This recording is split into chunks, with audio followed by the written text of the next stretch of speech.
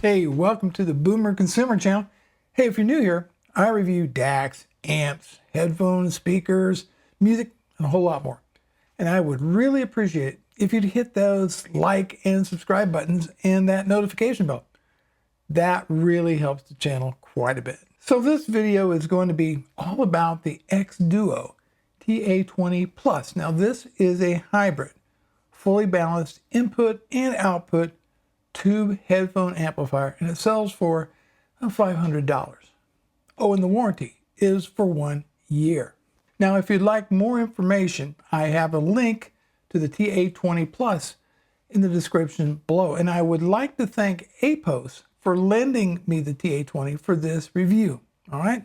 Thank you very much, APOS. Now, I've been around hi-fi since the early 70s. And I've witnessed the receiver wars. I've seen the transition from that to AVRs and then surround sound processors. But the one thing I didn't see much of was headphones. No, not at all. Very few people at home had headphones. And the ones who did, and I should say, had these huge, ridiculous looking things that probably saw very little use.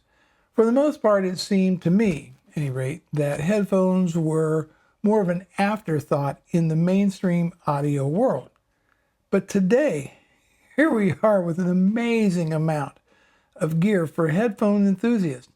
And the xDuoo TA20 Plus, I think, is a perfect example of the kind of performance you can get for a very affordable price. The TA20 Plus is a hybrid amplifier. So that can put out a maximum of 2.6 watts into 32 ohms from its balanced XLR or 4.4 millimeter outputs and 2 watts from its 6.35 millimeter output. Now, according to xDuoo, it can work with headphones from 16 to 600 ohms. Now, as far as the tubes go, there is a 5Z4P tube for rectification. Well, that's supposed to give it a more tubey kind of sound. As to whether or not it truly does, I think is up to the individual to decide. The preamp section uses the 12 AU7 tubes. And then finally, the amp uses a Class A transistor buffer amplifier for the output. So on the front of the TA20 Plus is a 4-pin balanced XLR output, a 4.4 millimeter balanced output, a retro VU meter, which, although not particularly useful, still, it's a lot of fun to watch. Then an LED readout for the volume, and finally, the combination volume and input knob. Now, the knob feel is actually quite good. Got a nice click as you adjust the volume up and down. Pressing on the volume button allows you to change the inputs from XLR balanced input to 2 different RCA inputs. On the back is an RCA output, 2 RCA unbalanced inputs, 2 balanced XLR inputs, a voltage selector, and the IEC power cord connection, and finally the power switch. This lamp is really well built, okay? It's got an all-metal body and really high-quality internal components. Now, it weighs 9.5 pounds and is small enough to fit on a desk or any small environment, because it's only 10.2 inches wide, 6 inches in depth, and 7 inches in height. So it can really fit just about anywhere, especially when space is at a premium. I really appreciate the all-metal cage protecting the tubes because, yes, they do get quite warm. I've got a pet cat. I don't want them to get burnt. Well, you get the idea. Now, for sources, I went all digitally. So I was using a USB connection from my Mac Mini connected to my Hi-Fi-Man Serenade R2R DAC, which I will be reviewing in the near future.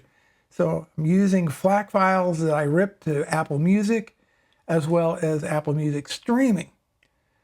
I also use several headphones, including the Hi-Fi-Man Aria Organics, the HE1000s, but also a pair of the Philips SHP 9500s.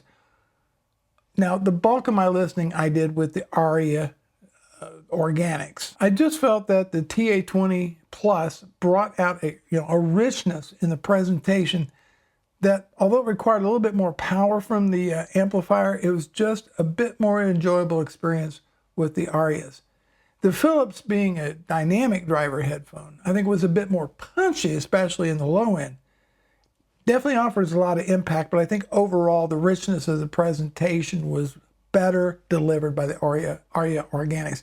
I think this amp lends itself very, very well to planar magnetic headphones. Now for music, the first album I chose was Chet Baker Sings. I cannot recommend this album enough. It's a big, well, yeah, it's a very big sounding record, right? The recording. It's got a great band. The horns are very lively. Great bass. It just sounded absolutely, what's the word? Voluptuous, I think, on the TA20 Plus. You know, Chet's voice on the track, That Old Feeling, it just gives you that you are there feeling. Yes, there is some of that tube warmth there, but the TA20 Plus provided a lot of detail. You know, another track on that album I really like is I've Never Been in Love Before.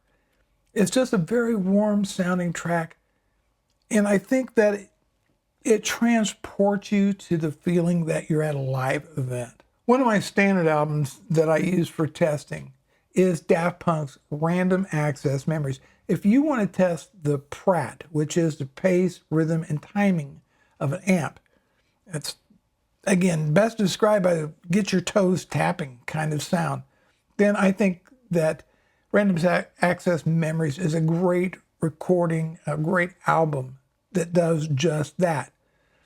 It is a great place to start in the track, Get Lucky. I think the bass is just so excellent on this recording. It's so fast and it's so punchy, and it really tests the dynamics of an amplifier, and the TA20 Plus did not disappoint.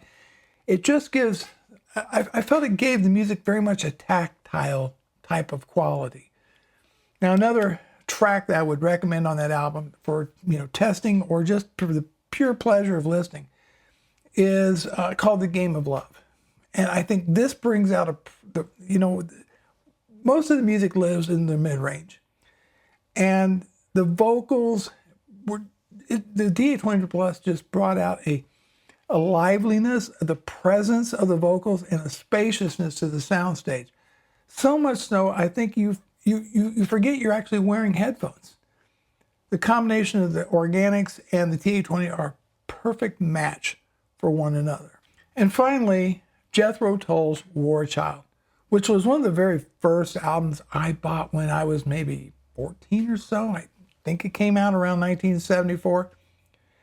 I believe it was made to go with a movie they were going to make, some type of film, but all that got screwed up and ultimately just became the album known as War Child. And well, let's just say that Rolling Stone did not give it a very good review. In fact, it was a pretty blistering review, but it is an album that has withstood the test of time.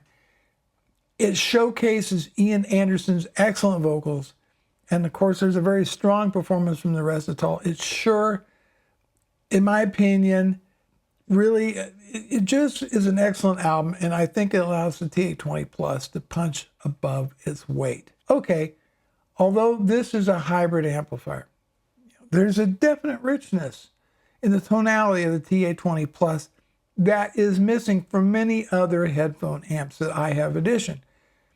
It is a sweet, warm sounding amp. It is definitely north of neutral. Definitely the mids are very much forward on here. The highs are brighter, but not fatiguing.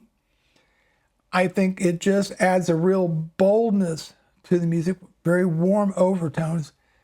Yes, at times, very much a tube-like sound. You know what I really liked about the TA20 Plus is the build quality. It's all metal construction. The knob feel is excellent. I like all the output options, right? I like the balanced XLR outputs, the 4.4 millimeter output, the 6.35 millimeter output. There is RCA outputs on the rear. Love the VU meter. I think it's a very cool looking VU meter, very retro, a lot of fun to watch. Not necessarily practical, but who doesn't love meters, right? I think it should be able to power the most demanding headphones, Well, maybe not certain electrostats or something like that, but for the mainstream headphones, I'm not going to really have a problem. It puts out plenty of power. So in summary, I say, look, if you're in the market for a great sounding headphone amplifier, the xDuoo TA20 Plus should be on your short list. You consider this build quality, you consider how great it sounds, the overall value for what you're getting for the money. So yeah, keep it on your short list. And that is my review of the TA20 Plus. Thanks so much for watching, and I'll see you in the next video.